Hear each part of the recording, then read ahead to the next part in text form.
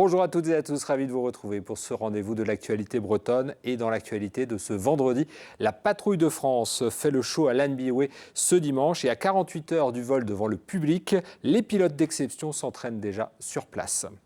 La froment du Léon est surnommée la vache à beurre.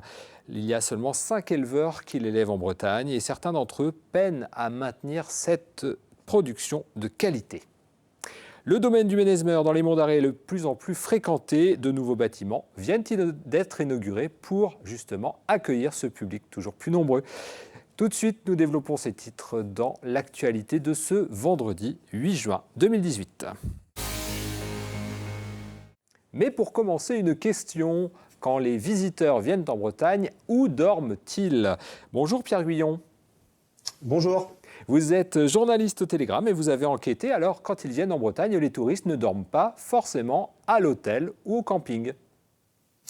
Eh bien non, Frédéric, en 2017, le comité régional du tourisme a comptabilisé presque 100 millions de nuitées dans la région et moins de 20% des touristes qui viennent en Bretagne donc ne dorment pas dans un hôtel ou dans un camping. Mais alors Pierre, où dorment-ils ces touristes ? Eh bien, ils optent pour les gîtes, les chambres d'hôtes ou encore les plateformes de location sur Internet comme Airbnb par exemple, qui a connu une très forte expansion dans la région ces dernières années. Pour rappel, le site réalise à peu près 400 millions de chiffres d'affaires en Bretagne. Et Airbnb est dans le collimateur ou dans le viseur de l'État français, Pierre ? Oui, ce mercredi 13 juin, les députés vont voter en première lecture la loi Élan sur le logement. Son article 51 prévoit un renforcement des sanctions pour les plateformes, contre les plateformes de location et contre les particuliers aussi, avec des amendes pouvant aller de 5 000 à 50 000 euros, notamment en cas de la limite légale de dépassement qui est de 120 jours par an. Une disposition, bien entendu, de la loi soutenue par les professionnels de l'hôtellerie et du camping. Des professionnels de l'hôtellerie qui n'ont pas d'ailleurs attendu cette loi pour réagir face à la concurrence des sites comme Airbnb. Non, ils ont entamé leur mue il y a déjà quelques années pour pouvoir répondre à la demande toujours plus haut de gamme de la clientèle. Pour exemple, on compte en 2018 420 hôtels et 324 campings haut de gamme, c'est-à-dire affichant au moins 3 étoiles sur leur façade. C'est respectivement 37 et 20 de plus qu'en 2015. Côté hôtel, Saint-Malo, Caracol en tête. Côté camping, c'est plutôt Carnac. Merci beaucoup Pierre de nous avoir éclairé sur ce dossier. Un dossier donc à retrouver dans l'édition de ce samedi du Télégramme. Un sauvetage à haut risque à Goudelin dans les Côtes-d'Armor, le maire de Sarzeau à vélo et une première mondiale à Rennes. Ce sont des titres développés dans la Bretagne en 5 infos présentés aujourd'hui par Benjamin Bréron. Une première mondiale, Google a inauguré ce vendredi matin à Rennes son atelier numérique, espace physique d'apprentissage du numérique et de ses métiers, ouvert à tous et d'accès gratuit. Une équipe de 7 personnes a été recrutée pour l'occasion. Le géant du web chiffre à 50 000 en France le nombre d'emplois non pourvus dans le numérique, faute de candidats ayant les compétences requises. Spectaculaire intervention du Grimpe, le groupe spécialisé des pompiers, ce vendredi matin à Goudelin, pour y secourir un homme tombé de 12 mètres dans un sillot à grains. L'homme, blessé en plusieurs endroits, a été dirigé vers l'hôpital de Guingamp. Une silhouette inhabituelle qu'est Malbert à Brest depuis 7 semaines. L'abeille Bourbon, partie se refaire une beauté à Concarneau, a été remplacée par l'Union Lynx, arrivé de Rotterdam aux Pays-Bas. À peine moins puissant que l'abeille, il assurera l'intérim pour les 3 prochaines semaines. Une trentaine d'élus et de représentants du département du Morbihan ont reconnu à vélo ce vendredi matin la fin de l'étape du Tour de France qui se terminera à Sarzeau le 10 juillet prochain. Parmi eux, le maire de la commune et président de l'Union cycliste internationale, David Lapartien. Son pronostic ? Je vois bien Cavendish, on ne l'a pas vu cette année quasiment, il a beaucoup chuté, mais c'est une arrivée pour lui, donc voilà, c'est l'outsider aujourd'hui, c'est plus le favori, mais je le vois bien sur ce style d'arrivée. L'étape pourrait rassembler jusqu'à 150 000 spectateurs, dont 40 000 dans la seule ville de Sarzeau. Enfin, c'est un mythe de la voile dont on commémorera les 20 ans de la disparition la semaine prochaine. Éric Tabarly, tombé à la mer au large de l'Irlande le 13 juin 1998. L'homme, celui qui a fait découvrir la voile au grand public, a laissé un sillage indélébile et formé de nombreux grands noms de la course au large. Le Télégramme lui consacre un dossier spécial ce samedi.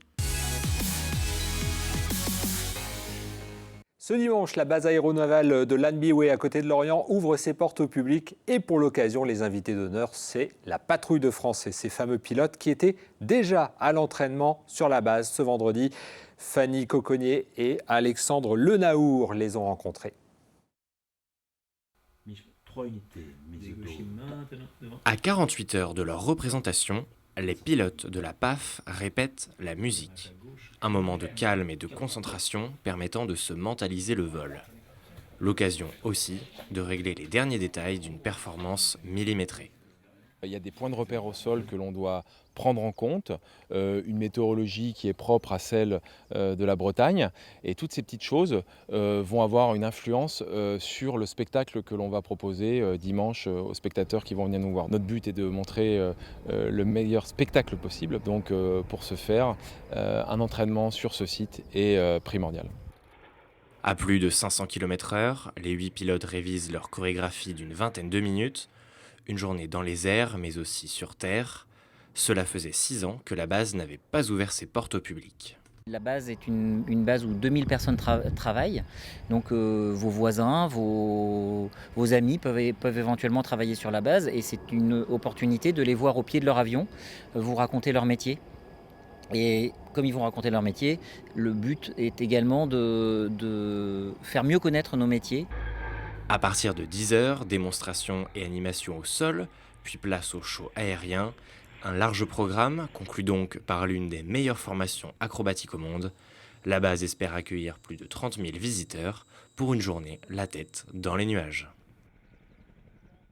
La Froment du Léon est surnommée la vache à beurre. Un label vient d'ailleurs d'être créé pour souligner la qualité de son lait. À Lorivian, dans les Côtes-d'Armor, l'un des seuls 5 éleveurs de la région vient de recevoir le prix national de l'agrobiodiversité. Mais les difficultés de financement pourraient l'empêcher de continuer son activité. Mathilde Kemener l'a rencontré. Ce beurre particulièrement jaune et très riche, il est produit à partir du lait de la Froment du Léon, surnommée la vache à beurre. La race est peu productive, elle a failli disparaître. Alors pour la réhabiliter, des agriculteurs ont créé un label pour faire connaître la qualité des produits.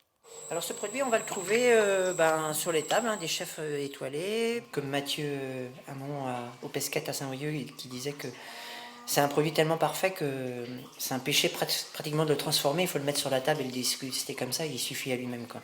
Cet agriculteur est l'un des 5 de la région à être tombé amoureux de cette race locale. Il dispose de 14 Froments du Léon.